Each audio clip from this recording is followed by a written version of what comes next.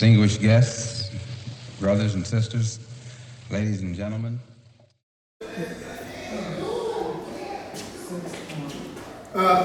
Ms. D, tell them the quiet down. Hotel family, my name is Brother Eric. We'd like to welcome everyone to the B.K. Mackey's History Club. We meet here every Wednesday in honor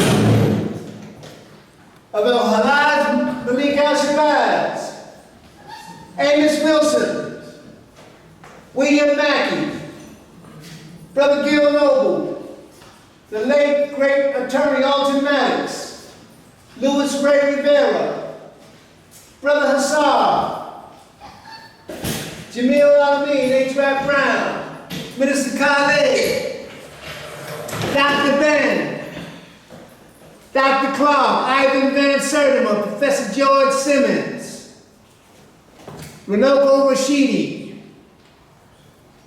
Miss Leola Maddox, and all the historians. And one thing about Miss Leola Maddox, she drove a car all the way from Teaneck, New Jersey, to the United African Movement, UAM for life. We don't want to never forget the work that the United African Movement organization and African helping Africans did. She drove an old car because she believed in bringing people together for the elections and actually ate her dinner in the UAM. So that organization with Alton, James McIntosh, Roy Canton, and all the individuals involved with that organization, they paved the way. So, in honor of Leola Maddox and her husband Alton, who made a lot of people who are running around feasting and getting paid, so we want to thank Alton, because he made it. They're running around now and a lot of people are following them. And never mention Alton's name. Never mention what the United African Movement did. Some of them have organizations up in Harlem, some of them are city council members. And won't even mention the United African Movement, Leola and Alton. So that's why we want to never forget the pilgrimage to El-Haj Malik Al-Shabazz gravesite. They paved the way. And Dr. Clark used to say,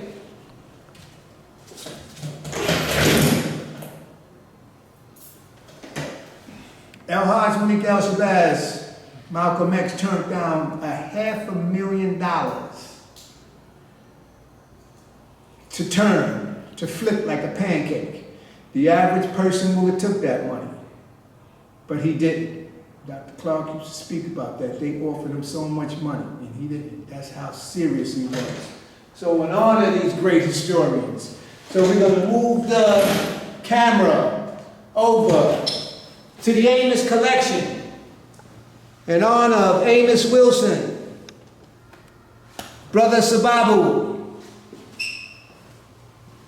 to help African World Info Systems to continue the work of Amos. We have Blueprint for Black Power, the Sababu's latest in honor of Amos, the psychology of self-hatred and self-defeat toward a reclamation of the African mind, because our minds need to be reclaimed. Amos's classic, Black on Black Violence, the psychodynamics of black self-annihilation in service of white domination, awakening the natural genius of black children. Amos's classic, The Falsification of African Consciousness. And once you finish reading that book, you could spot a phony 3 blocks away. That's why the title is The Falsification of African Consciousness. Issues of manhood in black and white, which is a very hot topic in 2025 on what's happening to our men. African-centered consciousness versus the New World Order. And you hear a lot about the New World Order and what's going on, but nobody ever mentions reading African-centered consciousness versus the New World Order. And S.K. Damiana's Distorted Truths and the Bastardization of African Cosmology. And I forgot Louis Ray Rivera, Jazz in Jail. So ladies and gentlemen, before I start, I want to give the people that came out, the live, people that always come out and support the B.K. Mackey's History Club. Because one thing Leola did, she always wanted people to come together, and that's one of the greatest things in the world, for people to come together and talk.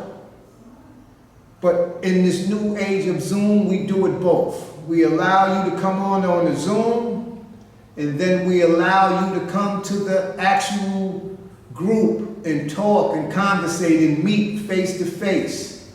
So everybody give yourself a great big hand for coming out. So I'm going to mention some books, and I always never want to forget the great Louis Ray Rivera. Louis Ray Rivera used to come down here after Professor Mackey left us too soon. And Louis Ray Rivera took up the mantle. And he would come down.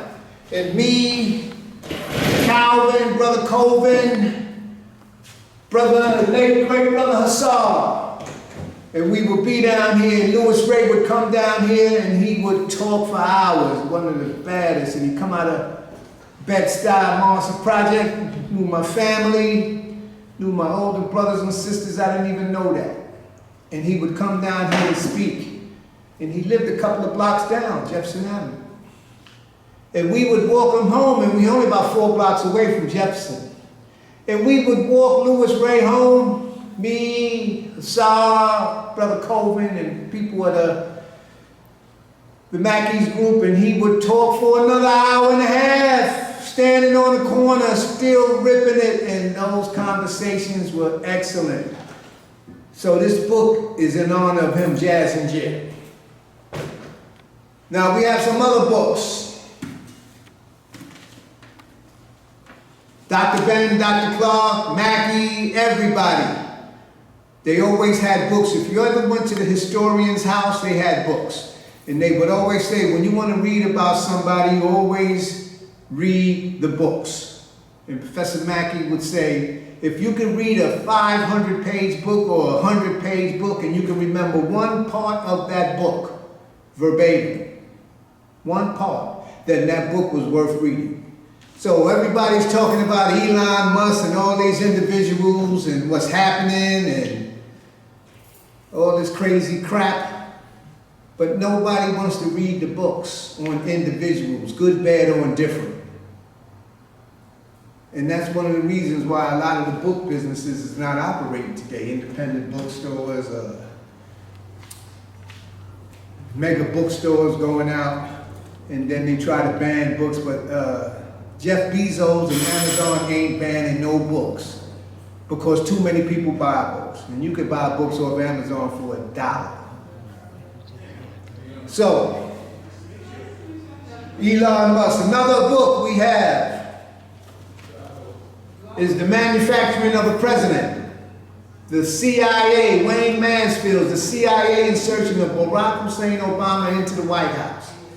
And a lot of people were under the impression that all of a sudden this cat just came on the scene. Let me tell you, it was individuals that put him there. So Wayne Mansfield, Dexter Hartley, and it's a whole bunch of books that you can put on pertaining to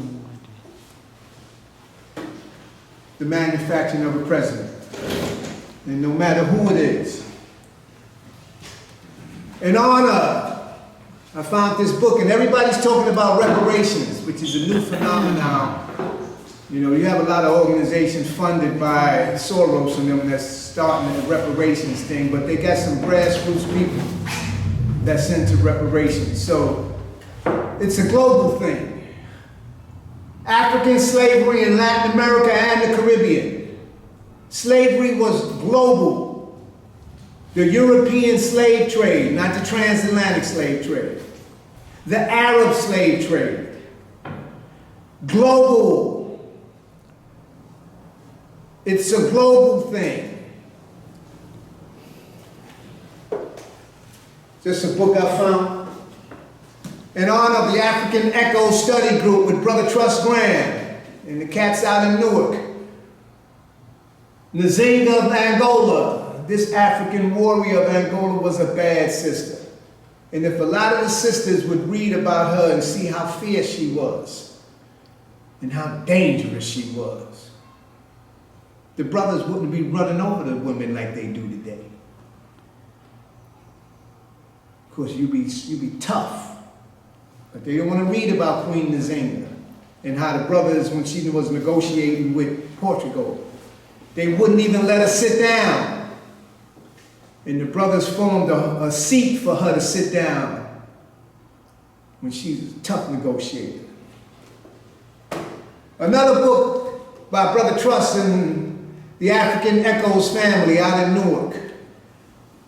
Africans or Americans, Black Identity and Political Activism in New York City, 1784 to 1861. And you're talking about a time. The draft riots was 1865.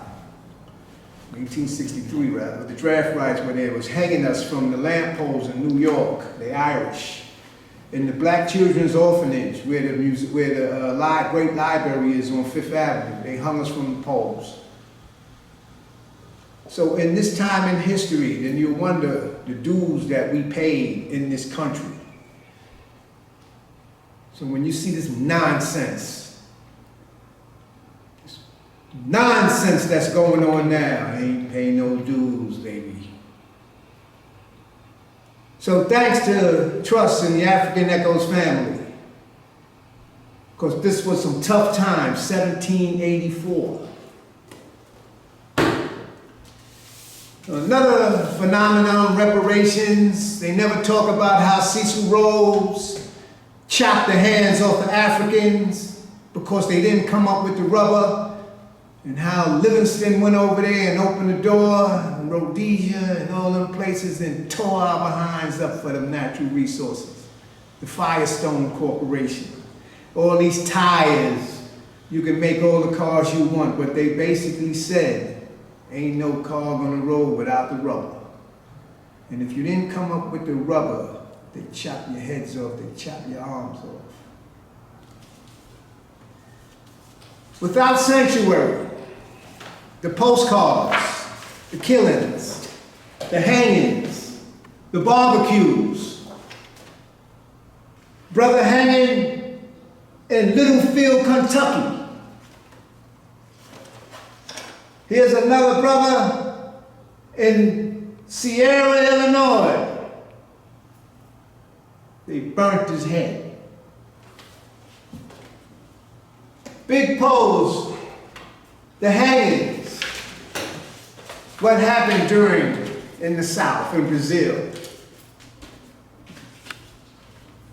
And they still, no race of people has ever been studied the way the African has been studied. And if you go to the Black Wax Museum in Baltimore, they have pictures of the male parts where they would take a razor blade, and if you had that jet black melanin, they had pictures of the private parts of the male, and they would take a razor blade and they would shave your skin to see how many layers of the blackness would come before your skin will turn to flesh. They have that in the Black Wax Museum. So no race of people has been studied more than the African. and you want to come up with another study, and you even have black folks that say no, no, no. The government, Westmore. Another study. John Conye's bill on reparations collecting dust. So it's a global thing. The Destruction of Black Civilization, Chancellor Williams, in this great classic, 4 or 5 volumes, he will tell you the mistakes we made as African people in Africa, those great civilizations that conquered and ruled, those great massive armies. But he gets into the fact that the unity was not there. Not everything was right in these civilizations that ruled the world. Chancellor Williams talks about when they first dumped the drugs in the black community. There's a program on Gil Noble where Chancellor Williams said what they basically did to slow down the black power movement when we was raising all kind of hell for freedom. And they knew that the heroin would bond with the melanin, because they had experiment during the Chinese opium drug wars. The British were very vicious. And they knew once the heroin bonded with the melanin, it was love at first sight, love at first bite. And the capsules was 50 cents. Took the families, great people, families had potential. It all went down the drain, even members of my family. And he said they had to find somebody. And he had to have a criminal record, and he had to be well known in the community. And everybody respected him. And his job was to go into the black communities throughout the United States and say, this is a new thing happening. In the music, in the party. And there's another book that you, if you could get it, was Claude Brown's book, Man's Child in the Promised Land. And he lays it out verbatim on how the drugs came into Harlem. And it scooped up his little brother Pimp. And that's one of the classic books. So if you could get that, Man's Child in the Promised Land by Claude Brown and Puri Thomas down these mean streets about the Latinos in Harlem. Those are very good books. So we want to thank Chancellor Williams. Everybody talks about Booker T. Washington being a sellout, or this or that. But Sister Tyreen Wright lays it down, a different opinion.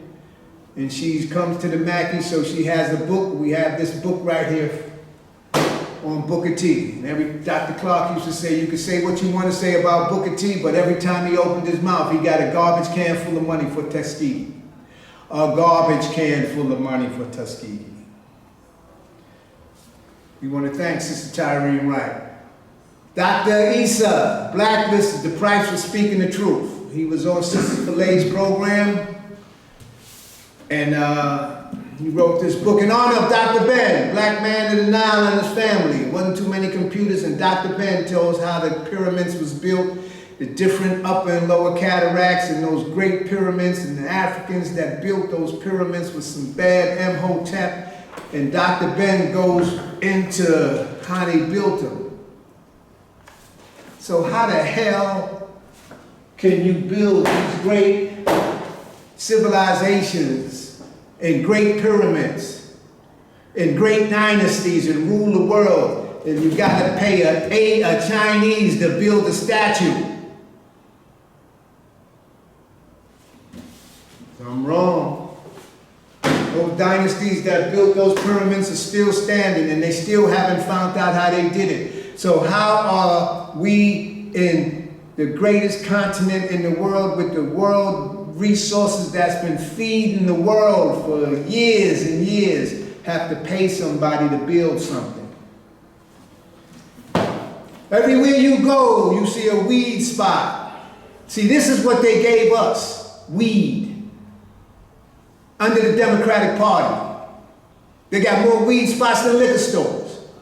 And in the old days, you smoked a joint, all you did was start laughing and look for something to eat. They ain't laughing and they ain't looking for nothing to eat that's in these weed spots. Lyndon LaRouche lays it out. The man behind is George Soros. So this book talks about the drugs and everything, and how the British got the world strung out on drugs. We want to thank Lyndon LaRouche. There's always somebody behind the curtain. The man behind the curtain, the secret network of George Soros. He's a bad dude.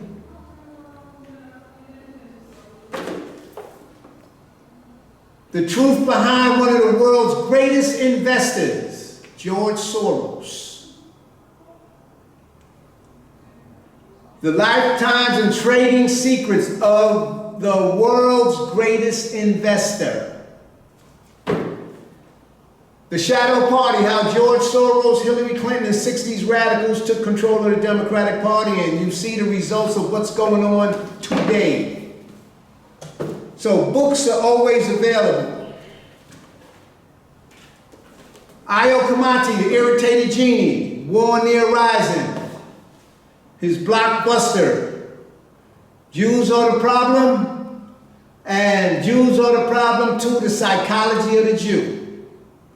And he's talking about, these are little small reads, but the research behind them, just like the secret relationship between blacks and Jews that Minister Farrakhan came out. And we're not talking about regular ones. We're talking about the big boys. See, Genie gets into the higher ups, the power brokers. Not these little guys running around now. We're talking about the power brokers, the movers and the shakers. In honor of Cynthia McKinney, when China sneezes from the coronavirus lockdown to global political, and Cynthia McKinney, her blockbuster 2 books, and how the U.S. created S-hole countries. When Donald Trump made that statement that places were S-hole countries, you need to get this book and find out how the U.S. creates S-hole countries with these mega CIA, NSA, the World Bank, International Monetary Fund, the big players in the world. And if anybody, if they will have voted for Cynthia McKinney, in my personal opinion, Cynthia McKinney was the only one that cared about the people of Georgia. And under orders from white folks, they did her in. She is working outside of the country. She was the only one that cared about Georgia. And when she ran for president, if you will have backed her instead of Kamala Harris, it'd be a different story, because she's a bad sister. So these 2 books are in honor of Cynthia McKinney. Okay, we're going to get into the big boys. And Dr. Scott Whitaker, his blockbuster Medicine, The Causes and Solutions of the Disease of Malnutrition That Are Killing the World. Dr. Scott Whitaker comes out of Decatur, Georgia, and his book Medicine, Medicin, is one of the baddest books out. And he gets into the phenomenon behind these plant-based diets and all this other stuff. So Dr. Scott Whitaker is a bad man. We have his book. As you see now, family, the CO-19 is back. Every time you look, you see this coming back. It was in China. All of a sudden it came from China to Jersey. After Jersey, it's in Mississippi. Then now all of a sudden it came back. Well, you have to read the books, because it ain't went nowhere. Capitalism on a Ventilator, on the money that was made. And you can say what you want to say about Robert Kennedy, but he wrote a lot of books. Vax versus unvaxxed, let the science speak. If you watch the congressional hearings, Rand Paul was grilling Fauci in this blockbuster book on deception and the cover-up of the 19, and this is a senator. Robert Kennedy, Children's Health Defense, the medical pharmaceutical killing machine. Fact-finding that can save your life. Down the CO rabbit hole. The Wuhan cover-up. The real Anthony Fauci. Please read this book and see how diabolical this man is.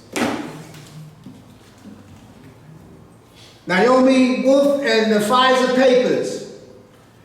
Pfizer wanted to withhold this evidence for 75 years. Everybody would have been dead. Thank you, Ms. D. And under the Freedom of Information Act, they forced Pfizer to come up with the documentation that they didn't want the public to know. So we want to thank Amy Kelly. And Moderna Papers is next. They forced them because of what happened. And these books are well known and they're out. Causes unknown. Sudden death syndrome, 21, 22, 23, 24, 25. Edward Down was an analyst for BlackRock, and they wanted to find out where all of these youngsters passing away. Youngsters, healthy, dying on the football field, collapsing, charts, healthy young men, muscles all over the place, football players. And Edward Down, a brilliant Wall Street career, joined financial titan BlackRock. 2002, and promoted to managing director to 2004. During his 10 years there, he added $12 billion to the growth fund he managed. And they wanted to know how all of a sudden these healthy people was dropping dead, which they're still doing now. Another fact-packed history of vaccines and their makers. We want to thank Shah Kane, forwarded by M.D. Pierre Corey, The History of Vaccines. I'm only going to page, this is 1883. It's a historical timeline, 1774. It's basically a timeline. The money that the U.S. corporations make from what they give our kids. The safety reports. So these books are here now. I don't know how I'm going to finish reading them, but I try my best. So I'm going to say some community events. It's for the listening public and our audience to go to. Thorough Black Talk Radio program with Tad, Keisha, Ashe. Tad, Keisha, Brother Blacksmith. And there's another young lady that they have, a member of the show. I can't remember her name. But this is one of the hottest shows on the East Coast. And Brother Black, Tad, Sister Mama, Marcia, is one of the hottest shows on the East Coast. It comes on Facebook every Thursday at 8 o'clock. Also, Blog Talk Radio, Sister Empress Chi and the Millions Women's March. Our Blog Talk family, Pollinator, Brother Lumumba, Sister Pam Africa, and all the great people from Philadelphia. That program comes on 10 o'clock. It's a Zoom meeting in 319-527-6189. You can tune in. And if you go into Blog Talk Radio, Sister Empress Chi, and we have a good time every Saturday. And sometimes we be still talking. Fred Hampton comes on, and we want to thank Sister Empress and our Philadelphia connection. Ayo Kamati, the Irritated Genie on Sankofa Revolutionary Radio, comes on every Monday. Brother Haru comes on from 9 to 10. And he has an excellent health phenomenon. And he's talking about investment in Burkina Faso, where everybody in America has their chests out, talking about what's going on with Ibrahim and the goodness that's happening out there. But if you really want to help, you can invest. See, everybody is lining up to help the people. China, Russia, Venezuela. They're sending Venezuelan troops, but they arguing over here. Cuba. So everybody is sending their people over there, and they're going to get paid to help and protect from the natural resources. And they got so much oil and cobalt and coltan and gold. They have enough to supply the world for years and years because they've been raping the place. So what he's talking about is investing in through the Bank of Burkina Faso to help Ibrahim with the jackals that's all around like vultures. Not the French, the British, America, all of them. That's how you help. So in the future, we're going to be looking into that. So there's a difference between sticking your chest out saying what's happening over there and don't know nothing about investment. That's one of the key subjects of our speaker tonight. That's going to let us know about investment, because everybody's going to get paid. And the irritated genie comes on from 10 to 11. He just got back from Burkina Faso, so he has a report.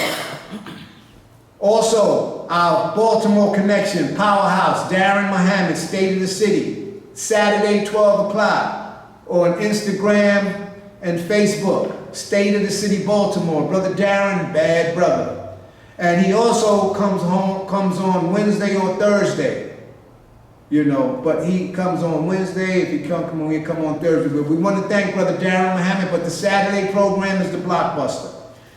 Every Tuesday, Dr. Lean, your immunity program. He comes on 3 o'clock live on Zoom and give you a rebroadcast at 7 o'clock. That's sad. It also comes on California Radio. So every Friday, the African Echoes group with Brother Truss and Brother True and the gang at African Echoes, they have a study group to come on, and they're doing the psychology of self-hatred and self-defeat toward a reclamation of the African mind on Fridays at 8 o'clock. That's a Zoom meeting in the Know Thyself study group with Brother True. Trust is also the mediator of that group, and they're going over the destruction of black civilization. Excellent 1-2 punch on a Friday and Saturday. The Semotap organization with Dr. James McIntosh, and our fight with Netflix over the disgusting redone program of the Good Times television series, and that basketball great Kerry, whatever his name is, Kerry, that financed it, and they're just disrespecting us all over the place. They're never going to give a people any reparations that they don't respect, and they disrespect us every single day in the media. So we want to thank the organizations and the Semotap organization for their fight against Netflix. The UNIA, you won't have to worry about talking about Trump or anybody else when you join the UNIA. And we have our meetings, and they're gonna have a march, a parade on August 13th, Friday, August 13th. So that's the UNIA. And they also have a store called The Rock. Excellent. It's basically a mini Jetros. 13205 Merritt Boulevard. So you don't have to worry about giving any people you don't like your money. Because when you go to UNIA, and we go there once a month, we go to the UNIA once a month store, you feel very good giving black folks your money because everybody in there is courteous, and it's your store. So you don't have time to talk about these other people when you're going to your store. So what we're trying to do at the UNIA is try to recreate my mind and our mind to go there to another place to give our money so we don't feel disrespected. And it's going to take some time, myself included. So the organization has its monthly meetings at Restoration, and we have the information for the UNIA. Excellent. So we want to thank First President Michael Duncan, Raymond Dugal. They're very powerful, and they have their own radio program and everything. So it's a chance to reclaim our greatness by spending our money with us and joining the UNIA. Race First was going to take a long time for us to be reprogrammed. So ladies and gentlemen, I want to thank Miss D, one of the members, and you can view all the Mackey's lectures with Dr. Lewis, Sister Tyrene Wright, on YouTube under BK Mackey's History Club. That's BK Mackey's History Club. Investing, insurance, the stock market. A lot of times you see black folks, they pass away and they don't have no insurance, and you got to go fund me. A lot of people, when you go down in the stock market investing, you see white folks all over the place, big corporate, they vultures. They make movies about it, and they let you know what's going on. The stock market in our whole lives we built the stock market in Wall Street, the black bodies, the Dutch companies, Brooks Brothers, and all these big investment houses. Black bodies. So we have a brother who I want to thank Miss D for introducing them. And being that everybody's talking about they festering in Africa with the natural resources, these big investment houses, BlackRock, State Street, Prudential, you name it. Just get the Wall Street Journal. But we're not getting in it.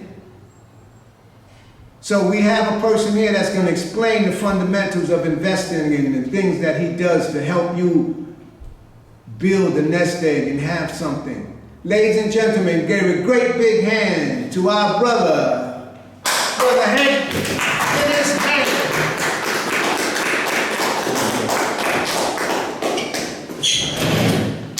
What's going on, man? How's everything? Okay. All right.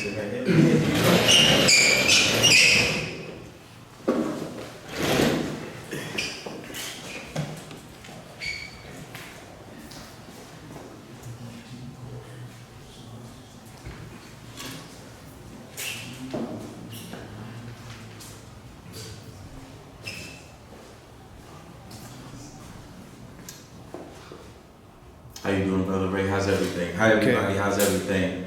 My name is Hank Dennis. I am actually a master trader in the Forex market, and I'm more of a trader than I am an investor. I'm getting into the investments now, but my thing is the Forex market.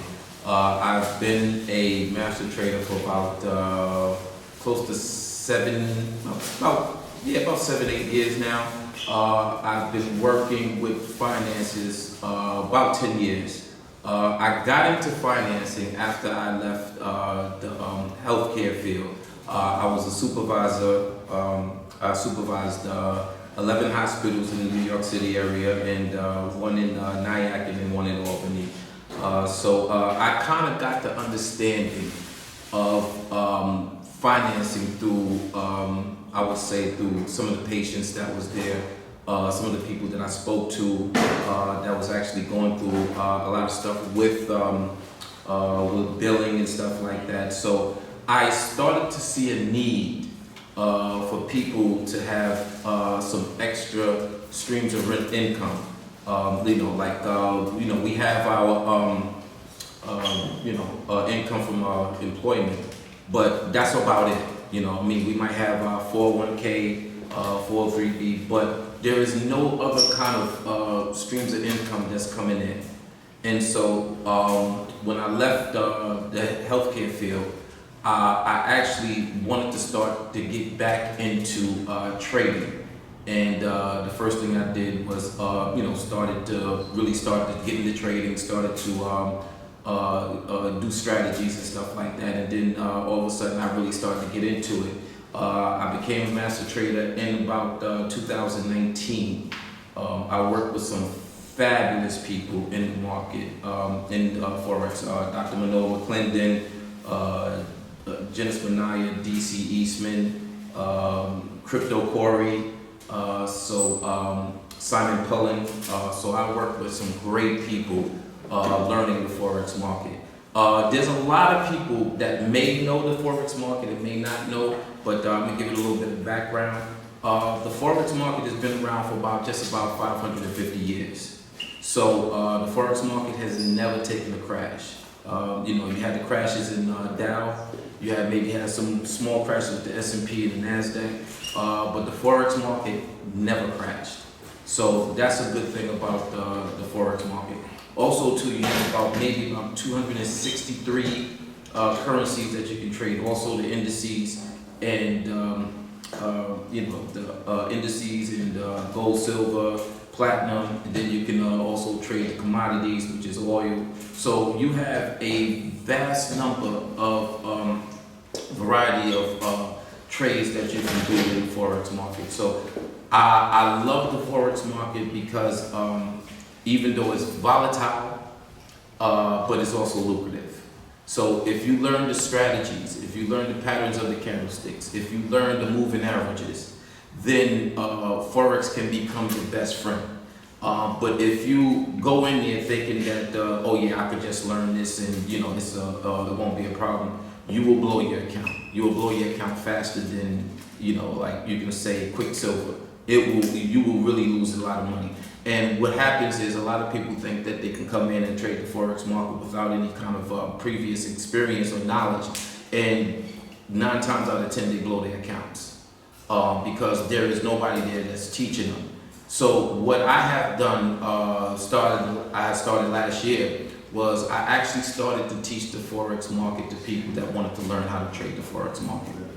So I do have classes. Classes are free. But starting in September, and even during the summertime, I will be doing audit classes. So Mondays and Tuesdays, 7:30, you can come to the Zoom and you can actually audit the class on how to trade the forex market. In September, we're going to expand the program. We're going to make it bigger, a lot more on the education side. We're going to make it a little bit more professional looking. I mean, I was just teaching how I trade on the forex market, but now, we're going to put, we got lessons and everything, and we're going to actually really teach how to trade the forex market as opposed to me just trading the forex market and everybody just sitting around and watching. So we're going to make trading forex a lot bigger. The important thing, what I really like about forex is something that the black community can actually grasp. Once you learn this, once you learn how to trade the forex market, that education goes with you forever. You can be anywhere as long as you have a computer and an internet. You can trade anywhere that you want and make a profit.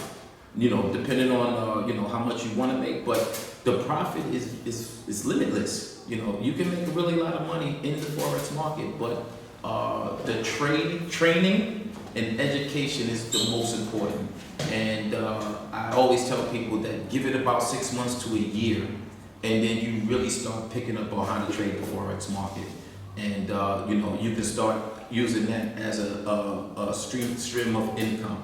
So what I do is, when I left the healthcare field, I actually told myself that I wanted to actually retire at 50. And when my 50th birthday came around, I was, kind of seeing if I could make more, money, the same amount of money in forex than I did with an employment check. And I started to match it, like up to the time that I was about to retire. I started to match what I was making as an employee with forex, and then I just decided that I'm making the same amount of money, if not a little bit more. It's time for me to go, and I retired at 50, and so I kept my word, and I retired at 50. And then after that, I really started to get into forex a little bit more. A lot of people came up to me and was like, hey, I heard you do forex. Can you show me? And then every now and again, I would show people how to trade, and they would, we'd do a Zoom meeting, not teach people how to trade. But there was a friend of mine. He really came to me. He was like, yo, Hank, you really need to put a class together, and you really need to get people into your class and show them how to trade, because you're a good trader. You are, you're very skilled at trading. And I said, well, okay, I'll do it. And that's how the classes actually formed last year. So I was actually doing the classes April of last year, and it kind of just took off. People started coming in, learning how to trade, and it just started to take off from there. So this will be the second year of forex trading that I will be doing. And again, the audit classes are absolutely free on Monday and Tuesday. You can come on in, understand the forex platform, and learn how to trade. As Brother Ray said also too, that I am in the insurance business, so I am an insurance agent. And one thing that really has bothered me over the years as an insurance agent was the fact that I didn't see our community come in more to either get information on life insurance or get life insurance, up front. Like Brother Ray said, we have a lot of GoFundMe's going on right now because people have waited so long and put life insurance on the back burner so long that when something comes up, then there is nothing that they can do because the money is not there to bury the relative, and that's it. Then you have to go to a GoFundMe. I don't like that. I really didn't like that. I don't like the fact that anybody should use a GoFundMe. Insurance is fairly kind of, inexpensive in a sense. You have your term policies, you have your whole life, you have your universal, you have your variable. The main policy that usually people get is the term. But the term is just exactly what it says, it's term. So if you do 10-year term, once that 10 years up, usually that's it. They do have certain kind of term policies that go extend a little bit more, but usually term is term. So you go 10-year term, 20-year term. After that, that's it. I like to push whole life. Well, I wouldn't say push. I like to talk about whole life and universal and variable. Whole life being the main one because it's easier to obtain. It's just a life insurance policy, but it has cash value. And that's the most important thing, that it has cash value. So that cash value, if after it matures after a few years, you can use it. You can use it for whatever you want. You can, if you want to open up a store, you can do that. If you want to buy a house, you can do that. But the thing about it is, we're not taking advantage of what a whole life or life insurance policy can do for people. We just look at it as, okay, if somebody dies, there's the money there, to bury them. No. Why don't you use the policy while you're living? Take advantage of the cash value. And that's something that's not going on in our community. We're not taking advantages of some of the financial tools that's out there. We're not. I see it all the time. I get the numbers all the time. We're actually dead last when it comes to finance. The Asian community and the Indian community, 1 and 2, they're higher. So in their community, the basic house income could be around $135,000. In our community, it's about 38, maybe to 43, to give or take. So I would say a round number about 45,000. So we're dead last when it comes to understanding finances and using the instruments that will help us, get ahead when it comes to finances. We're not taking advantage of it, not at all. What we're doing is, we're just, being, just staying employees.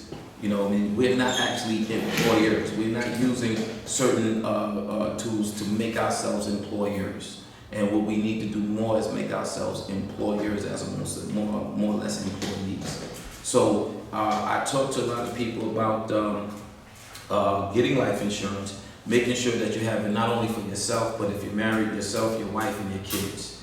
Some of those policies can be very big, very lucrative, and the family can use it. I do push that everybody should either talk to a financial strategist like myself, get some information, find out what's suitable for yourself and your family, and then go from there as opposed to maybe getting a life insurance policy. You don't have to get anything big. You can just get something small for right now and then maybe build up later. But I think it's very important, very, very important, that everybody should have a life insurance policy. Understand the cash value, and then also understand the death benefit itself, because you can actually borrow from the death benefit as well. So we need to be taking more advantage of certain financial tools that's out there, so we can actually get ahead. Because I see it done in other communities. People come to my office from other communities. They know exactly what they want. They know exactly what they're looking for, and they get it. There's no questions asked. When it comes to our community, unfortunately, there's always some, Hank, I'll get back to you, or, let me talk to somebody, or let me see about this. It's never like a direct, it's never the importance of having it. And what we have to do now is we have to make this now more important, because as you can see now, the economy is tanking. The United States has been sanctioned all over the place. And at Reyes, I've been sanctioned, even because I used to trade on the international market with Forex. And so now with all the sanctions that came in, we can't use, myself and some other U.S. traders, we can't use the international markets because of the sanctions.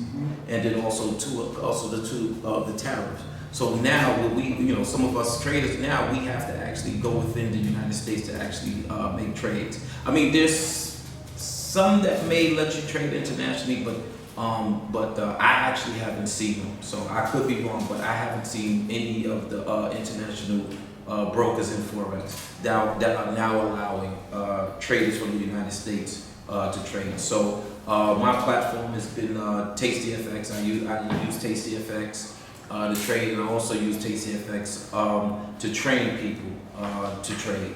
So TastyFX has been the one, but the sanctions have really killed kind of everything. It's really been bad, and I don't think we've seen the worst yet.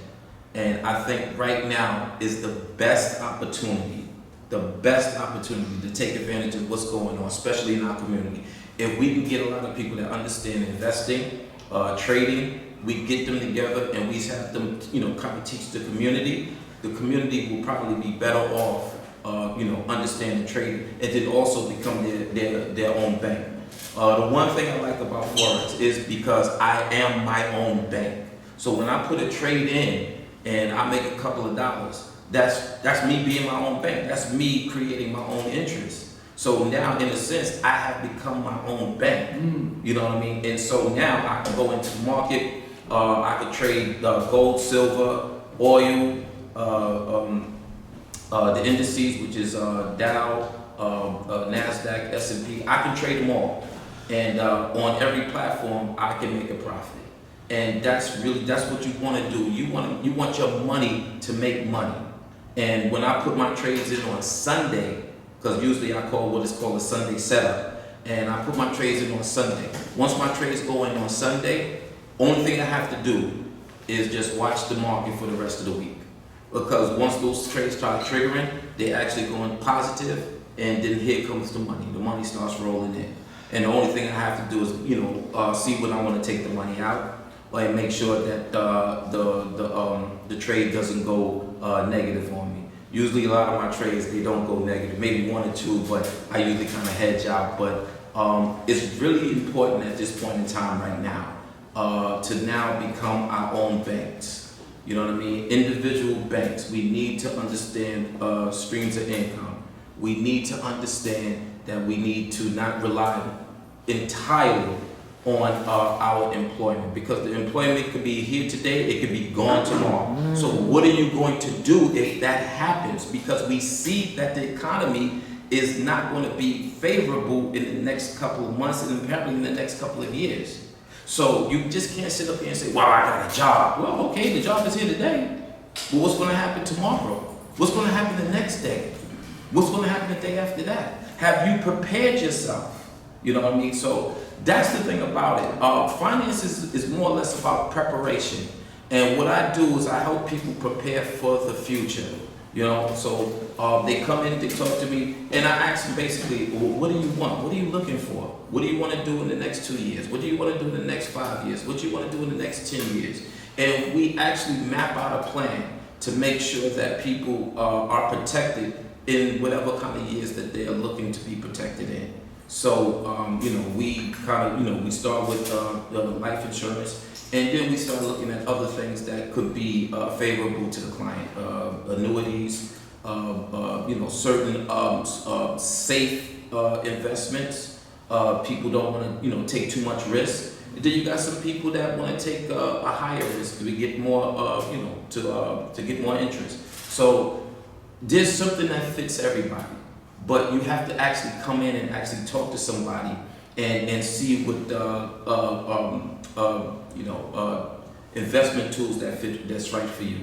You know, one thing I really regret that even in my family that we didn't have those sit down talks at the dinner table and we talked about finances. I'm gonna tell a real story. It's a funny story. Well, not funny, but it was a true story. My uncle was the actual person that actually got me into trading. He actually got me 2 stocks when I was in my teens. He got me AT&T, chock full of nuts, and he said, "Listen, you're gonna learn how to trade this. You're gonna learn how to manage this. If you don't, I'm not giving you nothing anymore." So I said, "All right, I'm gonna learn how to do it." So actually, he was the one that kind of actually piqued my interest in trading. So when my father found out, and I told my father, "Yeah, listen, I'm learning how to trade." This was the only time my father gave me kind of a bad advice or kind of a negative advice. He said, "The stock market is for white people. That's their game."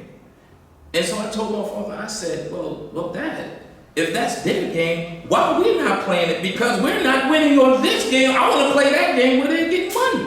So he said that he kind of pushed me away from stocks and trading a little bit. So, and then also too at that time, it wasn't all about stocks. It was all about getting money on the street and everything like that. I wasn't a street dude. You know what I mean? I wasn't a straight A student either, but I wasn't a street dude. So, but the look of hustling, everybody had it. So I didn't think about trading at that time. I was thinking about, trying to be this person that I wasn't. But after a while, I started to see the importance of having another revenue, come in. And then I kind of got back serious into trading, and then I got into Forex, and then after that, it was all over. I just really delved into Forex and became a master trader. So, right now, I'm very happy that I got back in, because with that extra stream of income, I'm able to take care of everything. And even though I've had the sanctions put on me, from trading, some of my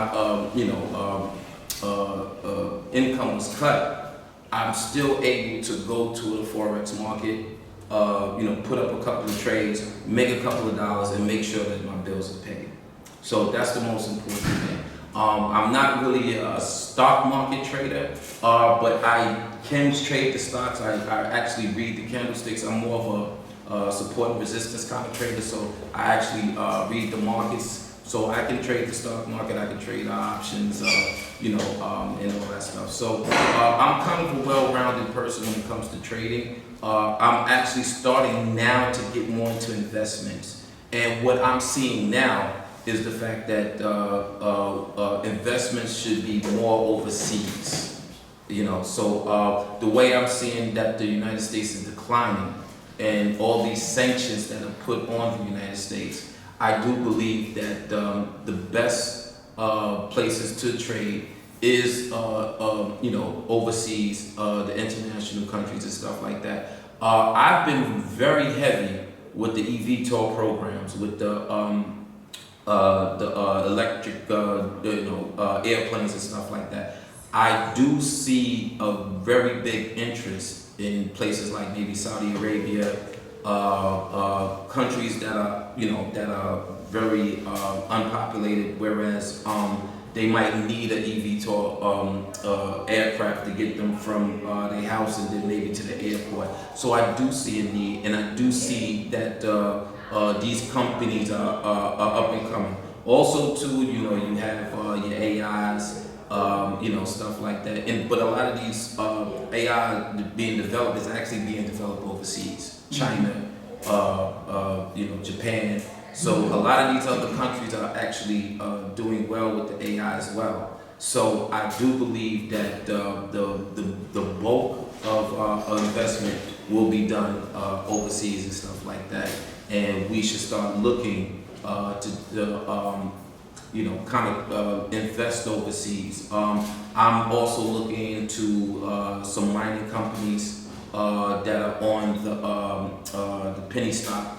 I do believe in penny stocks. I think that penny stocks for the beginner trader or a trader that doesn't want to take that much risk, I think that that's a good way to go. If you don't want to really take the risk, you can buy a few shares and and just sit on them for a while and just see what happens. So there's a lot of ways out here now to make extra money. But the thing about it is the fact that are you willing to put the work in to make the money? Forex, I'm gonna be honest with you, it's not easy, but it's not hard. But you have to stick with it. You have to, if somebody's educating you on trading the Forex market, you should be into that training. You should be absolutely into it, because if somebody's taking the chance, taking time to train you, take it as much as possible, because that is crucial at this time. I think everybody should understand how to trade. Everybody should be in some kind of platform trading, because you're going to need this extra stream of income. It's going to happen. You're going to need it. So your best bet now is to find somebody that can teach you or educate you, trading, and get with that person and really start to learn how to trade, because it's going to be needed. And then when you get that money, try to invest it in certain safe investments that are not going to be take your money or blow your account. So that's about it. I do believe that investments are going to come overseas. I don't believe that there's too many opportunities here in the United States. I do believe that all these riots and stuff that's happening now, I do believe that that's a cover-up just to throw people off to what's really going on, because the economy is really messed up right now, and they're not really talking about it. Mm-hmm. And so it's really, really bad.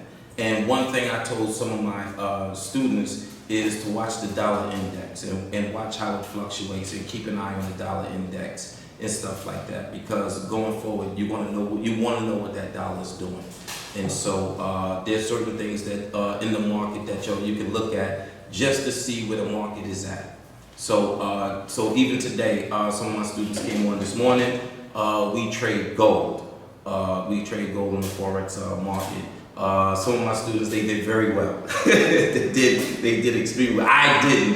For some strange reason, I don't know what happened, but they did very well trading gold. So and they've been in the program for about like a year. So I can see the difference what a year can do with somebody that just didn't know the platform or didn't know how to trade at all, to now. You can see the difference, and these people are now making profit, and they're doing very well. One of my students, he's about ready to retire himself. So he's looking like, okay, I'm actually matching my income with Forex, so I'm about ready to leave. And he's about 46 years, so he's gonna probably leave 4 years before I did, and which is a good thing, because I want people to learn this stuff. I want you to learn it, because this is going to be vital down the road. It really is. So, I love teaching it. I love people that want to come in and they're enthused about it. So the more that you enthuse, the more I like to teach. And one thing I do is I do give my students a lot of tools to trade the Forex market. But I'm very passionate about the Forex market. I love it. That's one of my things. I've made a lot of money trading the Forex market, so I talk about it a lot. I'm very passionate about the Forex market. I'm also passionate about human beings protecting themselves, especially with a insurance policy or other kind of investment tools that they will need to make sure that their money's protected. So I always say, like, if you go see a doctor once a year, you should see a financial strategist just about the same. If you can go see a doctor, you can go see a dentist or anybody, you should have a financial strategist that you should see every year to find out if everything is good. What do I need? What do I don't need? Do I need this? Do I need that? Can I get some safe investments? So that's the thing. We have to take advantage of a lot of the things that's out there, the tools. And a financial strategist is a tool. And you should be talking to somebody about finances, because if you didn't have that table side talk with your family, then 9 times out of 10 that you might not have an understanding of finances the way you should be or the way you should have. And that's something that's actually missing in our community. We are not talking about finances. In fact, we like to hear about finances, but we don't actually like to talk about finances. One thing I had a problem with is when I asked some of my clients some questions, some personal questions about the numbers, people start to get a little antsy. They start to push back or pull back a little bit. And first thing I tell them is, listen, I'm not here to tell on you. I don't tell the IRS anything, nobody nothing. This is between me and you, because I'm structuring a financial plan for you. So I need to know everything that, all the numbers that you have, so I can actually structure the plan for you. And sometimes I get some pullback. You're helping people. I get some pullback, and people are like, well, I don't want to tell my income, this, that, that. But that's part of it. Press star now. That's part of it. So, people have to be upfront. They have to talk about it a little bit more. We have to have these conversations. Especially in our community, we have to have them. And if we don't have, we can't do it ourselves. We need to find somebody that we can talk to, because it's very imperative now. We are dead last. Yep. Dead last. And that is not right. We should not be dead last. The black community puts in $1.6 trillion a year.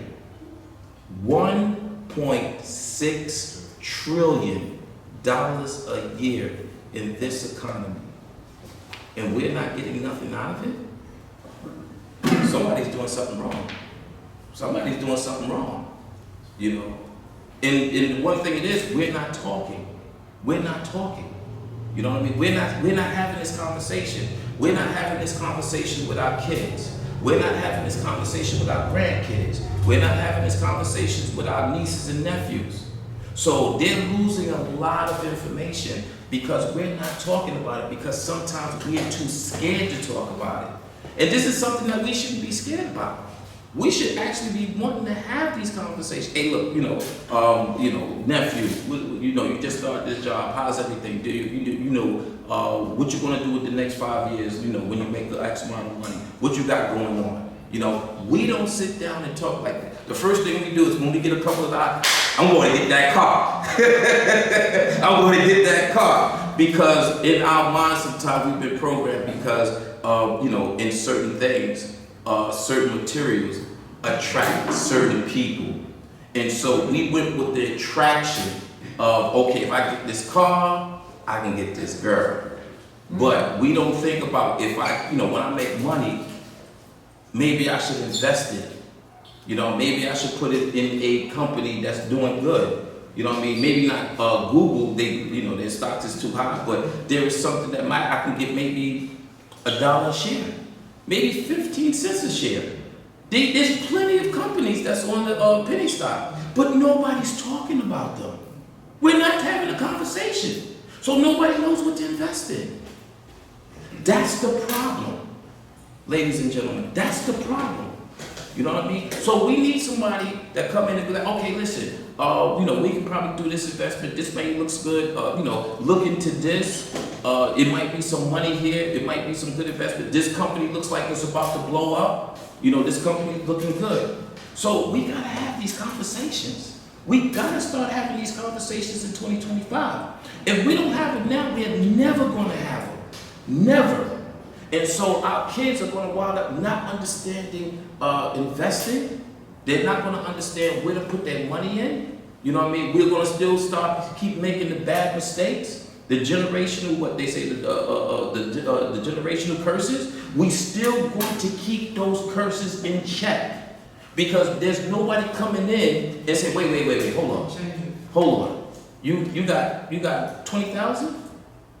Let's see about some investments. Let's talk to somebody about putting this money somewhere and having that money grow. We're not doing that. And that's what we have to start doing. We have to start talking this stuff out. Because if we don't, our kids are going to suffer. You know what I mean? One thing I did, for my youngest son is 16. I actually got him trading Forex. So now he's trading Forex. Guess what? He doesn't ask me for money anymore. He's 16. He's 16 now. He can go get his own Jordans now. He can order them. He can take the money out of the his Forex account, and he can say, "Dad, I'm about to buy some sneakers." Okay, that's your money. You made it. What am I going to say? Hey, listen, Dad. But at 16, he understands that he can make money on his own, and he doesn't have to ask me no more. How good is that? How good is that? 16. He can go to the store or he can order it online. He has his own little credit card. He has his little cash app. Boom. He doesn't get a job work for somebody else either. And then also too, he can get better at this, and then maybe he can probably start his own investment company like I'm doing right now. The name of my investment company is called Blue Monkey Investments. Blue Monkey Investments and Consulting, and so I'm going to open up that company hopefully in September, because I think more people need to understand how to invest. They need training in investing, and then they also need training on how to trade the market. You need to understand how to trade your own money. I'm not trusting nobody on trading my money. Are you kidding me? And I can do it myself? You can tell me anything. You know what I'm saying? You could just say, "Oh, hey, no, everything's fine. And my whole account is tanking." But with me, I can look at the market and be like, okay, I can take this trade, I can make that trade. Okay, Euro JPY looks good. Euro USD looks good. I can trade that. You know what I mean? So I can have myself exposed to the market as much as I want to. You know what I'm saying? So I can I can have the investment. You know what I mean? I can make my decisions. There's nobody there making decisions for me because I understand how to make those decisions. And that's what we need. We need this. I'm actually trying to push, Forex or how to trade Forex in actually some schools. Schools have been interested in wanting to learn how to trade Forex.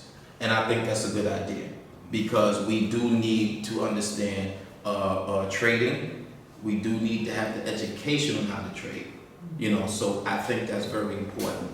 And then also too, you can take that money, get yourself a nice, whole life policy or any kind of other investment tool that you can have. The money will be there because you made it. You know what I mean? You put 500 into a Forex account, you make 1,000. Okay. How much is a policy? Well, let's just say $125 a month. I'm making that right now. I'm pulling in $500 a week on Forex. So that money is covered. I could pay for that insurance policy. And some other stuff.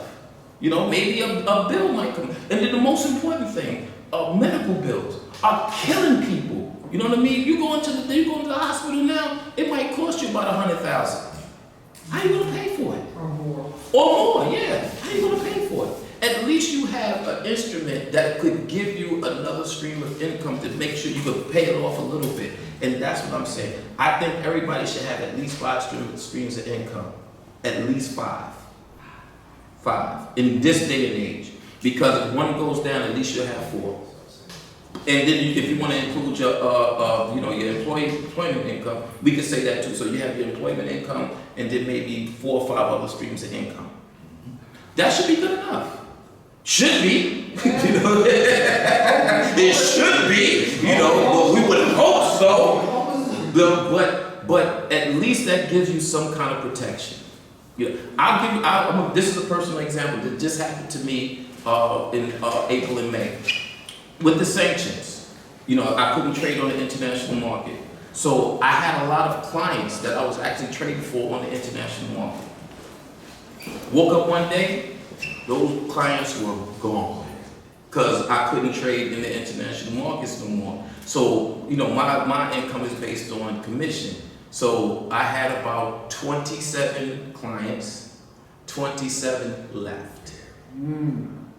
So I was, I was devastated. It was like waking up from a good sleep and somebody smacking the hell out of you. You like, what happened? I just had this. But it happened. It happens to the best of us. So what happened was I had to restructure my whole company, and that's what I'm doing now. And that's where Blue Monkey Trading has come into fruition, because I decided that maybe I should just have my own investment company and make sure I'm protected, and the people that want to invest with me can be protected. We can understand, when this stuff happens again. So again, even with me, I had to make adjustments, and the adjustments became good because now everything has been a little bit better, and now I'm more protected. But it happens to the best of us. You know what I mean? Not only did I lose those clients, but then while the economy was going through that little rough spot, a lot of insurance clients kind of left because they couldn't afford the policies. So now I had a chargeback. So I was getting charged back left and right, left, right, sideways. So I was like, oh my goodness, when is this thing going to stop? So I sat down and I said, you know what? I got to restructure everything. I got to make sure that I put myself in a protected mode. And that's exactly what I did. So I came up with Blue Monkey Trading and Consulting. I also, kind of moved some money around. I actually didn't spend anything. And that's the most important thing.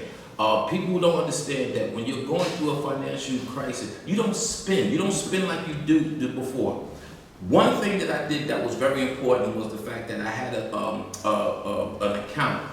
Your account put to the side, a rainy day fund account, just for something like this. And what it did was it covered a lot of my major expenses. So now the major expenses is taken care of. I don't have to worry about it. So now I can, occupy my time growing my company, because I put that money to the side, and that money is actually paying for my bills that's going on right now. So that's what I'm talking about. That's what I mean, setting everything up to make sure you're succeeding as opposed to failing. And that's what we have to start doing. We have to put ourselves in a succession position as opposed to a recession position. So that's the most important thing. We have to understand how to, put our ducks in a row, how to protect ourselves, make sure that we're protected if anything happens. Because in some cases, a $400 medical bill can put a lot of people out. $400 can, really ruin somebody.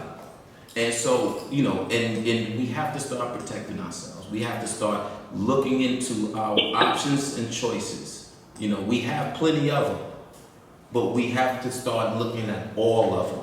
We can't go by what, maybe the job is telling us. Because that's another thing, too. I get a lot of that. Oh, yeah, my job, I got life insurance through my job. Again, you have a job today. Exactly. What about tomorrow? What about AI is taking over a lot of stuff? You know what I mean? You might those secretary jobs are not as safe as they used to be, because AI can talk can do all the talking. So, people that's in office jobs, they are really at high risk. So there's no time to be sitting up here like, oh, okay, yeah, I got a job, yeah, I'm good, yeah, that's all good. I don't need you, hey, nah, forget you, I don't need you. Okay, I'll see you in the next couple of months. Okay, all right. You don't have to talk to me right now. Okay, let's just wait a couple of months. And guess what? Those people come to see me. Yo, hey, I don't know where. See, we could have had this done a couple of months ago. But you waited. You postponed it. You didn't think it was a priority. So here we go. Now it's gonna cost you more. I'm sorry, it's gonna cost you more. But that's what it is. We have to prioritize certain things. We have to prioritize finance. We have to. It's imperative right now in our community. It is imperative that we start speaking about it. If we don't, we'll be doing our children an injustice. If we don't start having those table talk conversations about finances, we're doing them an injustice. We can't just give them a credit card and say, hey, listen, here's a credit card, go. They have to understand how that credit card is used. You only use at least no more than 20%. I tell people, try to use it at least 10%. You know what I mean? Try not to use it as much as possible. Try to use cash if you can. You know, so that's what I mean. The education needs to be there on every on everything. It has to be there. We have to start talking about it. We have to start understanding finance. And so for me, Forex has been, you know, my go-to. I love it. I love trading Forex. I love the Forex. I love being up 4 o'clock in the morning trading. You know, some people are sleeping. I'm up 4 o'clock in the morning trading. And then sometimes I'm up, I take a nap and then I get back up about 7 and I start trading some more. You know what I mean? That's because I love it. Because I see what it can do for me. You know what I mean? And that's what people need to understand. Once you get that control, let me see. I want to let me make $100 today. Let me make $200. And you make it? Wow! Yo, I made $200. Now I'm gonna get them Jordans. that would be my son. I would get them Jordans. But that's the beauty about it. You can see yourself making this money. You can see yourself making the profit without nobody around you. You know what I mean? Nobody's telling you how to do it, what to do. What, you know. Once you learn it, you cannot unlearn it. You know what I mean? You can take it with you. You can teach your kids. You can teach your nieces, your nephews, everybody.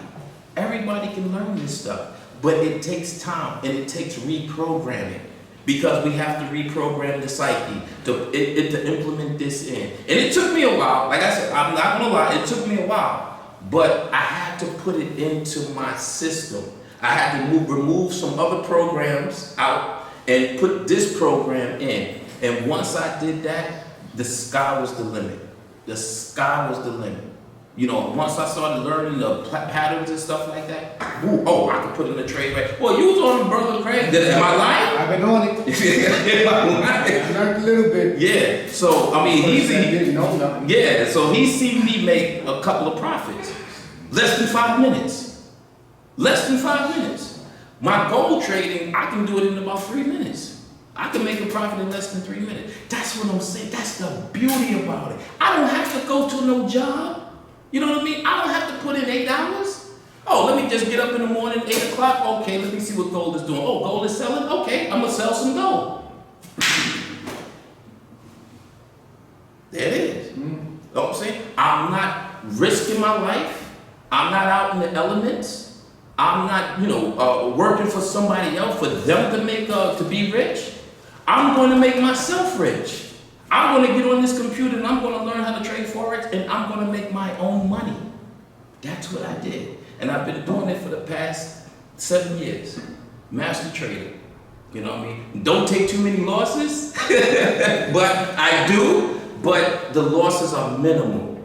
You know what I mean? So, I don't lose, I try not to lose no more than 5% of any kind of trade that I'm in, less than 5%. So that's a strategy. You don't want to go in, you don't want to blow your accounts and stuff like that. So you actually kind of learn a strategy on how to trade. And that's what I do. I show people the strategies on how to trade the Forex market. And I do it in a simplistic form. What you see on NBC and all those lines and wiggly stuff, forget that. Forget that. You don't need all that stuff. You know what I mean? The way I teach it, moving averages, a couple of indicators, understanding the patterns of the candlesticks, boom, there you go. Put the trade in, listen to a couple of news, see what the news is saying, boom, there you go. There you go. So that's about it. MW concept. Yeah. But again, insurance is very important. It's imperative that people should talk to a financial strategist about their needs in finance. So, again, same way you go to a doctor every year is the same way you should be talking to a financial strategist every year. I mean, he'll probably tell you, oh yeah, you don't need nothing right now, everything is good. But then, you should always go to find out. You should always go to find out and see if there's something that you need. All right, give Brother Hank a great big hand. Okay. For our Zoom audience and our live audience, again, thank you. If you have any questions you want to ask Brother Hank, we're going to go to the Zoom first. Is there anybody on the Zoom that would like to ask any question? You're open on the Zoom. Going once, Going twice? Okay, the next question is from the floor.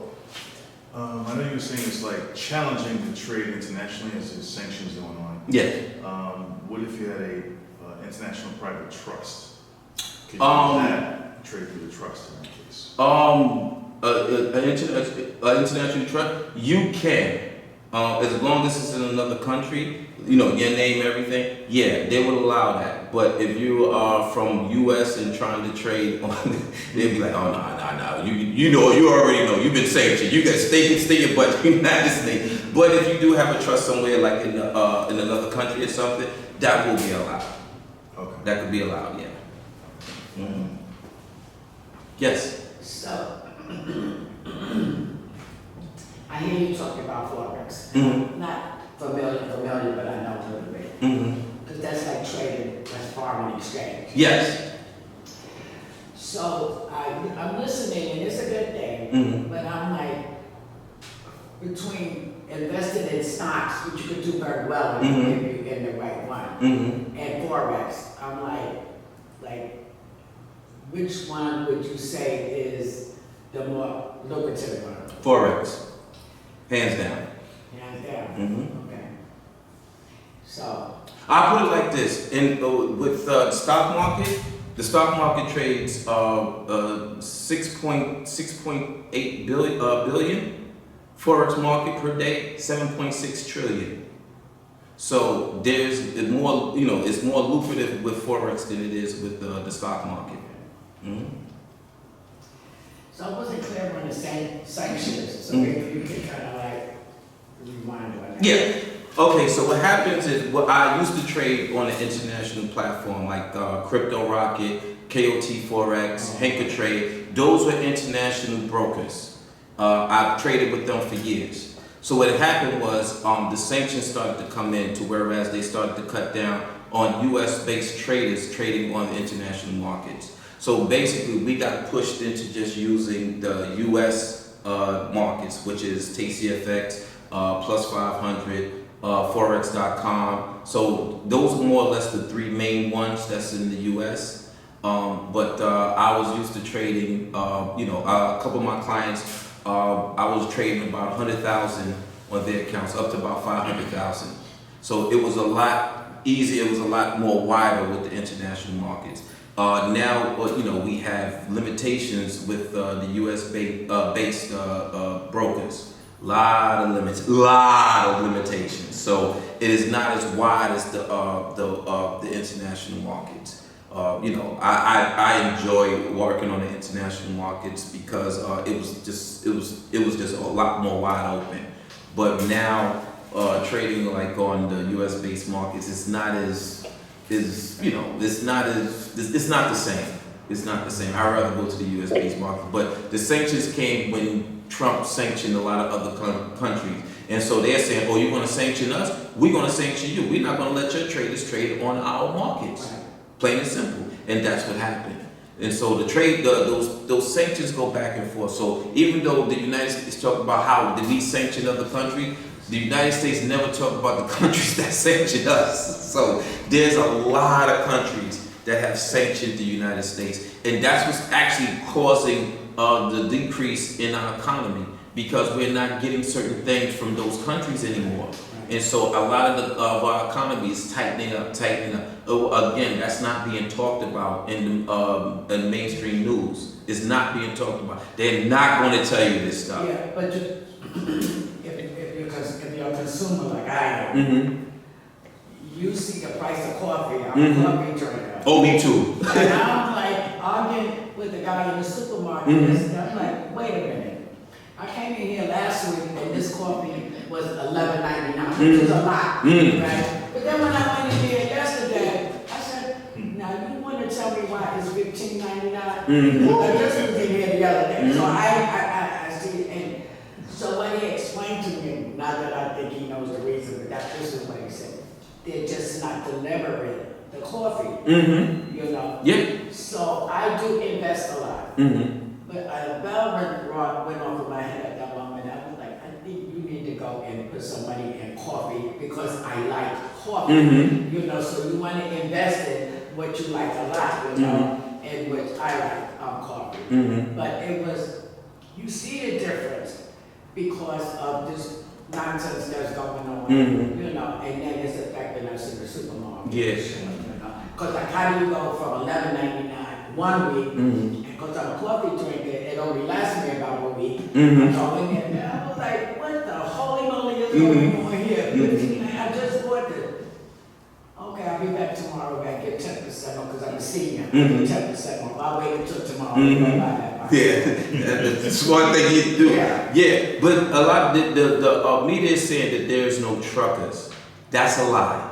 There's nothing coming in for the truckers to move. Doc talks Yeah, about it. yeah. It's nothing for them, still for them to move. Because remember, we're under sanctions, so there's nothing moving really. So basically, the United States is actually using what they already have. But we're going to start to see that decrease in the next couple of months. I'm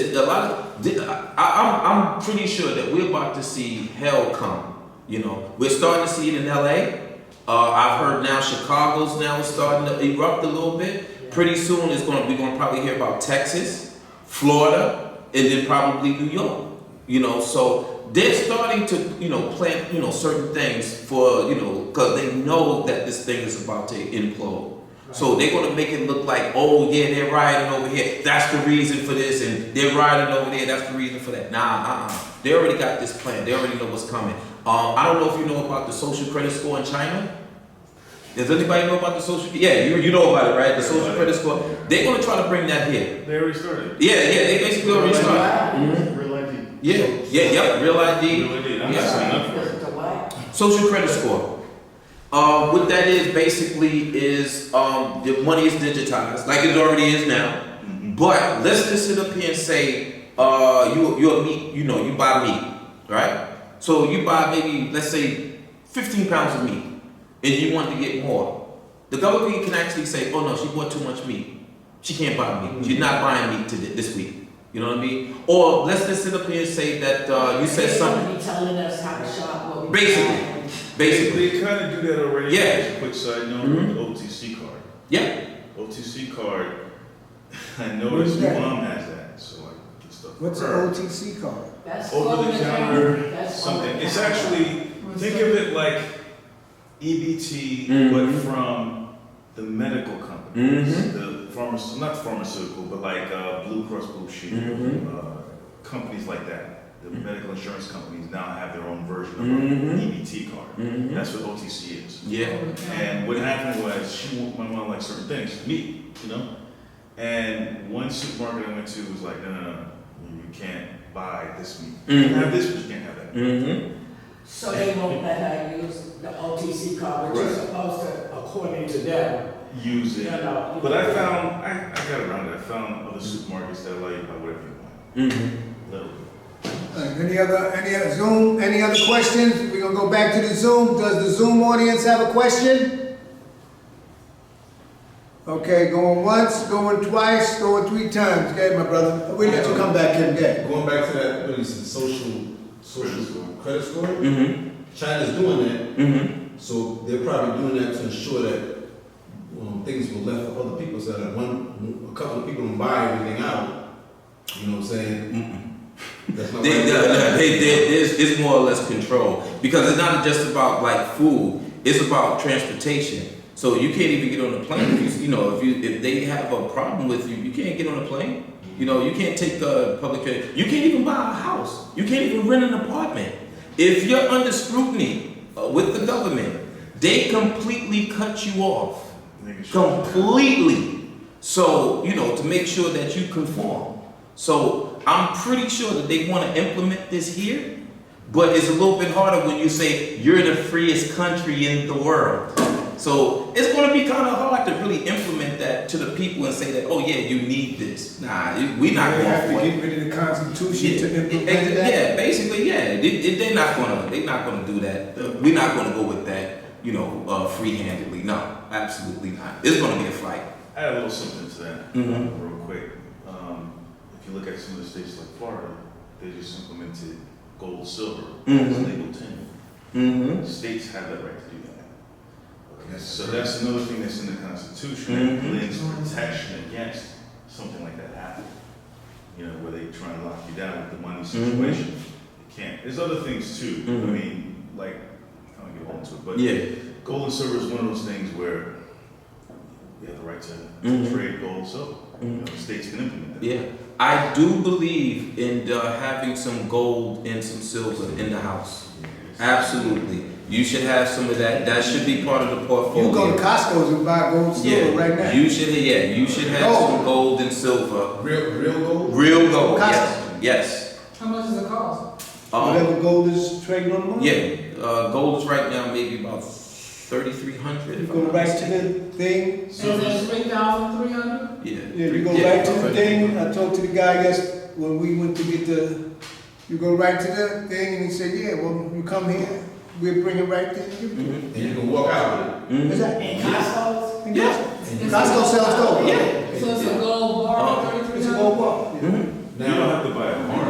No, you don't have to buy a bar. You know, Whatever an ounce of gold is. But you can probably get robbed in the parking lot too. Well, whatever's gonna happen to you, nobody's gonna know what you're doing. You basically, you're not going with your shopping cart.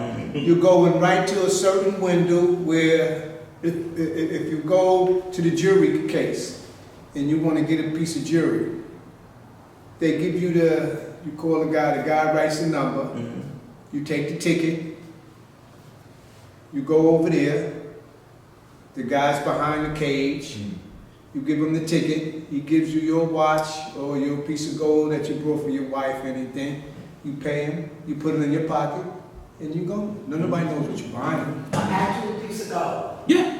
You said an ounce of In something? Costco's? Whatever an ounce of gold, whatever an ounce of gold costs. I talked to the guy yesterday after I was in there getting that's the coffee and stuff. And he said, no, you have to call there. He said, we don't have none now, but call us either Friday and we'll tell you and you come right down. I was in there and saw the guy buy it.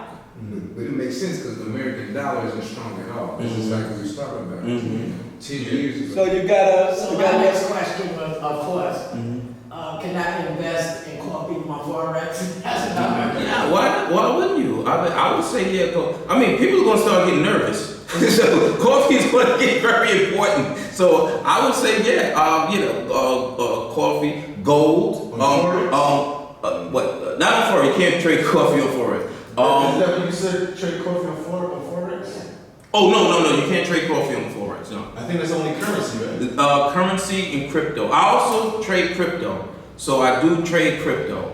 I actually trade crypto on the weekends because what happens is the Forex market closes at 5 o'clock on Friday. And so us traders get bored. And so we looking for something to do. So we actually trade crypto on the weekends. And so that's actually, from a lot of people that say it's actually the best time to trade because all those orders are coming in probably Friday afternoon, Friday evening, and then they're getting ready to set up trading crypto on the weekends. So you can actually be a trader 7 days out the week. You know what I mean? It's you can still be making profit, but at the same time too, you're doing it in the comfort of your home. You're not working for anybody. You know what I mean? You don't have to worry about being someplace that you don't want to be. You don't have to worry about paying for transportation to get to your job. It's right there. You know what I'm saying? It's right I there. had a question. Yes. You were talking about penny stocks. So does Forex have penny stocks for beginners? No. That's just something that I do on the side because that was just something that I was looking at because a lot of my students, they was like, well, hey, we want to invest in other stuff. And I was looking for something a little bit safer. Now, a lot of people say, well, penny And stocks cheap. don't pay. Yeah, and cheap, yeah. So, a lot of people say, well, it doesn't really pay All out you only that gonna much. do is one sneaker. Yeah, Penny but, stocks is good because I've read that it's kind of risky.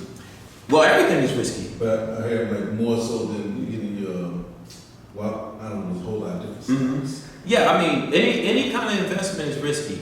But that's where you do your due diligence and risk management. So one thing in Forex that I teach is risk management. So like I said before, I don't try to lose no more than 5% on any kind of trade. Because I've been tuning into Dr. Boyce Watkins, and he's been big on that invest in stocks and stuff. Yeah, I mean, that's what I'm saying. There should be streams of revenue coming from each different place. It doesn't have to just be from forex. It can be from stocks, options, crypto. So you have a vast amount of trading options. But the thing about it is, you have to start talking about them. You know what I mean? We have to start sitting up here like, okay, what about Ripple? You know what I mean? What about Litecoin? You know what I mean? What about Bitcoin? Let's start talking Solana. We got to start talking about it. We got to start, putting it out there so people can be like, oh, let me take a look at that. So we gotta get with you. Excuse me? We gotta get with you. Absolutely. May I ask a question, please?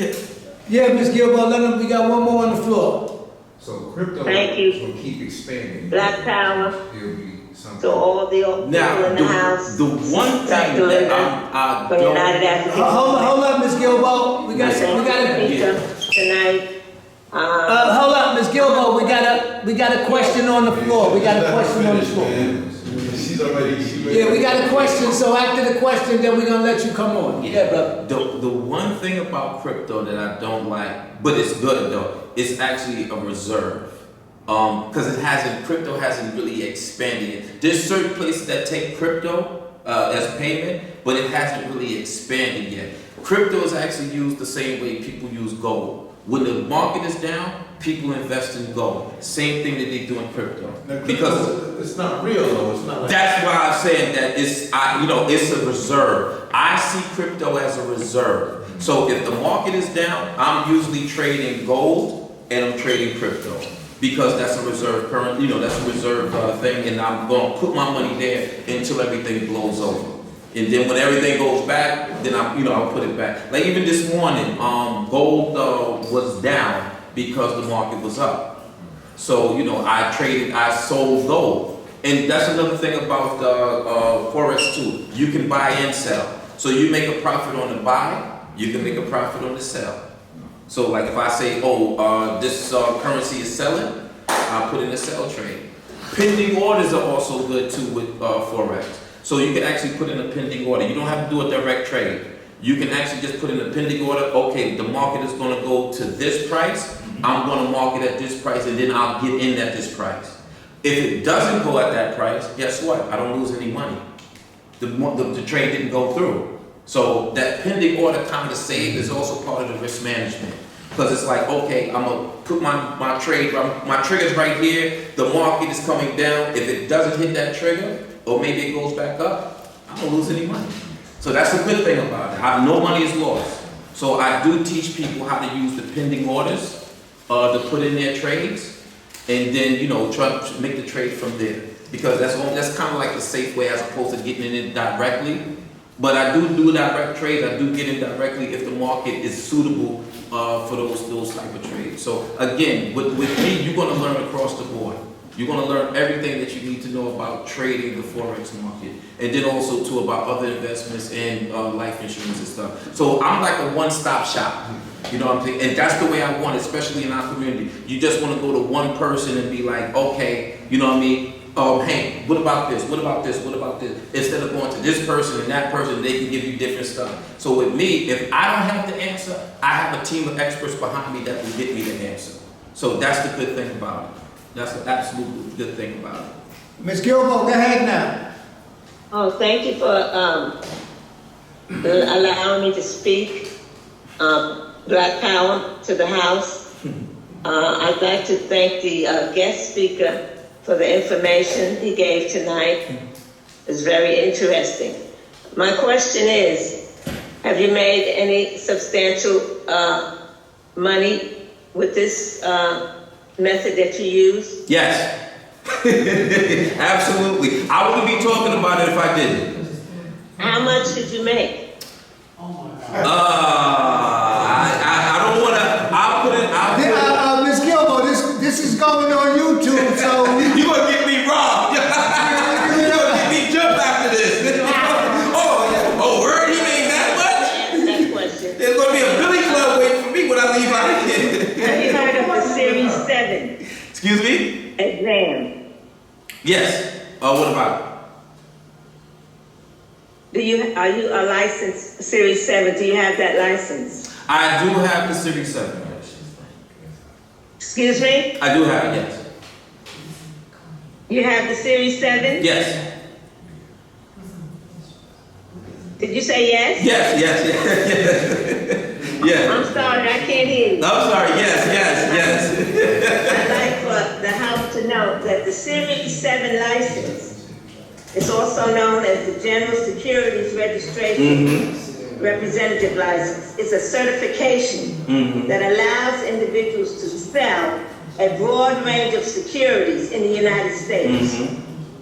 It's issued by the Financial Industry Regulatory Authority, FINRA, and requires candidates to pass a challenging exam. The holders of the Series 7 can engage in a wide variety of securities transactions, including stocks, bonds, mutual funds, variable annuities, options, and more. In order to pass this exam, the securities industry essentials, that's the SIE exam. And That's the first exam you take, yep. Exam, you have to pass both of them Yep. to obtain the license. Yep. That's all I want to say. Yep, you're absolutely right. The SIE comes first, and then you can take either the Series 6, Series 7, 63, 65. Yeah, the Series 7 license is a foundational credential Yes, for those seeking careers in the financial services yes, industry, yes. particularly as a financial advisor, stockbroker, or registered representative. Thank you for my time. You anytime. Thank you, Ms. Gilbo. Thank you. My pleasure. Are there any other questions? All right, thank you. One more question. Yes. So, I'm familiar with stocks and stuff like that. But what do you trade on Forex? And I'm familiar with foreign currency, Yeah. you know, things like that. You know, because I worked on Wall Street. Okay. You know, so a lot of it I don't remember. So that's why I know a little bit about Okay. it. So, I always heard Forex, but I always knew it as foreign exchange. So like, actually, what are you trading on Forex? Well, you're trading the currencies. You're trading the strength. currency. Yeah, you're trading the difference in the price of the currency. Okay. So you're actually like in the middle, and it's called the pip, with percentage in point. So every time that little candlestick clicks up or clicks down, that's a pip. And what it is the fact that we use what is called the lot size to actually trade that pip. So you can have, I usually trade a lot size of 1, which is about $10 a pip, to about a lot size of maybe 1,000, which would be about $10,000 a pip. And that was on the international markets when I was doing that. So the pip would be some kind of foreign currency. No. The pip is actually, like if you see the candlesticks, right? Every time that You gotta candlestick goes up or goes down, Right. that's the pip. Right. You know, You and get on- then you're trading which way that little pip is going. So if you have a buy and that pip is going up, then that's where your money's coming. So that's $10. Like if I do a lot size of 1, that's $10 every time that little pip goes up. I just recently, okay. I When you go on this class, I went on this class, we're meeting them from Ms. D. So when I went on the class, being that I don't know nothing about nothing, he will show the newcomer what to look for, how it goes. So I did go on 3 classes, and he shows you like the candle, because nobody know what a candle is. Yeah, I just recently, I heard about it, I'm like, Yeah. but now I'm sitting here and just broke it Yeah. down. The first strategy I teach people, the beginners, is called the 50-200 strategy. And that's the moving average of the 50 and the moving average of the 200. So basically what I do is I look for the cross of the 50 crossing the 200. And so like if the 50 cross is going down on the 200, it's a sell. If the 50 cross is going up on the 200, well, that's a buy. So I give like I said, I do the simplicities of how to get people started on how to trade. The other stuff comes afterwards. But once you understand, you know, the 50-200 strategy, or what's it's also called the golden cross. Because once you see that cross, that's money. That's why they call it the golden cross. You can't do any better than that. But yeah, that's the first strategy that I teach. The 50-200 strategy, understanding the 50, crossing the 200, and where the candlesticks is as it pertains to the 50. So let's just sit up here. If the 50, this is the 50, crossing the 200 going down. And if the candlesticks are below the 50, you can best to believe that that's a sale. So that's why I said that I try to go with its simplicity. You see everything on CNBC, they give you all this stuff, and they put all this stuff on the thing. No, absolutely not. 50-200 moving average for the beginner, maybe the stochastic as an indicator, so you know which way that the market is going. The stochastic, is a little indicator that comes with the program, and then you just follow which way everything is going. So that's about it. Like I said, I try to do it in this simplistic form because it's a lot to take in. It's a mouthful, but you have to take it in steps, and once you understand the steps, it becomes a lot easier. It becomes a lot easier. It's doable. It's doable, yes, it's doable. But it takes time. You have to put time into it. And the reason why a lot of people fail is because they don't put the time needed or necessary to make things happen. Well, how much time are you talking about? The way I teach it, people have been getting it between 3 to 6 months. And usually it takes about a year, 2 years. My students usually get it about 3 to 6 months. In about 3 months they have the knowledge of it. In about 6 months they're actually starting to do their own trades without my help. They can go in, set up a trade, set up a pending order, and then they can wait for that trade to happen. So yeah, about 3 to 6 months. If you're really dedicated to it, yeah, I would say less than that. If you're really dedicated to it, if you're like up at night and looking at all the markets and stuff, and you can really get it probably less than that. But about 3 to 6 months. After you make some money, you probably will be up night. Oh yeah. Trust me. When you make your first profit, it's gonna be like, I'm gonna stay in front of this computer all day. But that's the thing about it, though. That's the beauty of it. When you never saw yourself making a profit like that, that is a beautiful thing. I made this money. No investor did this for me. No bank did this for me. No investment company did this for me. I did this myself. And then what? I can take this money out anytime I want to? So when you were saying, when I had time, I was talking about in a 24-hour period. But Like, do I have to dedicate how many hours a day? No. What I usually do, I do what is called Sunday setups. And so when our students, we come in on Sunday, we look at the whole market, and then we start figuring out what trades we want to do. And then on Sunday, so basically the most time that you're gonna actually spend on Forex, basically is on Sunday, and you might just spend about an hour and a half, 2 hours. That's it. Sunday setup. So where they got check? Yeah, I'll let you know because I was already on them. So let me know. So I can, because now you're like, Yeah. Now I'm like, oh, this is I want you to be excited. Be excited.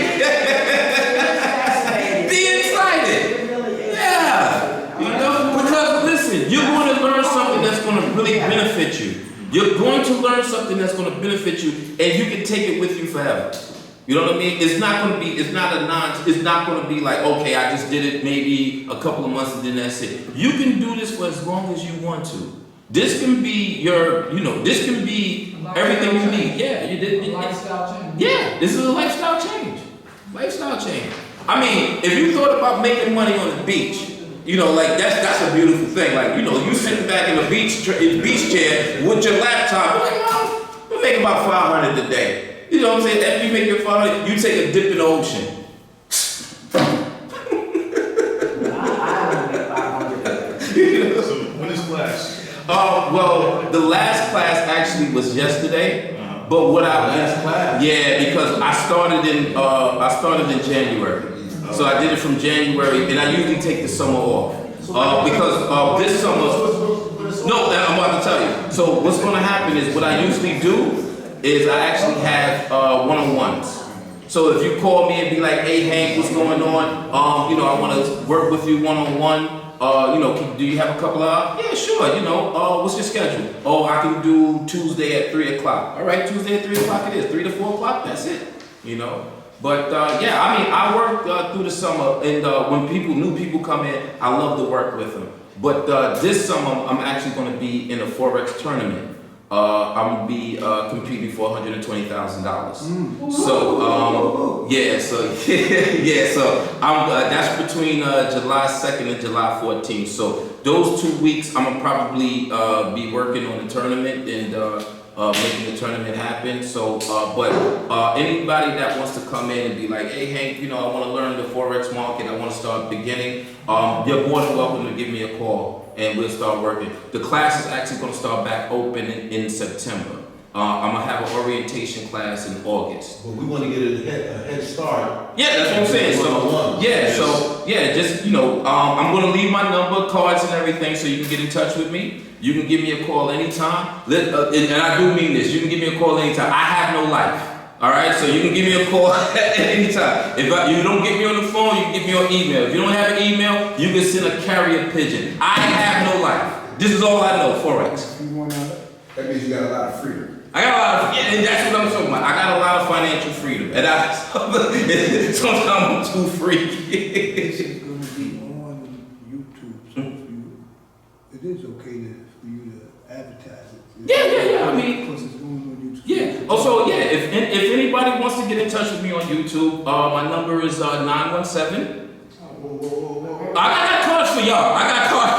Don't worry about it. I got cards for y'all. That's my brother. Yeah, I got cards for y'all. I'm saying I can get the information from him. Yeah, but I was when this go on YouTube, No, Mackey's, don't tell me that right now, because I'm not going to remember. No. We talking about the lecture.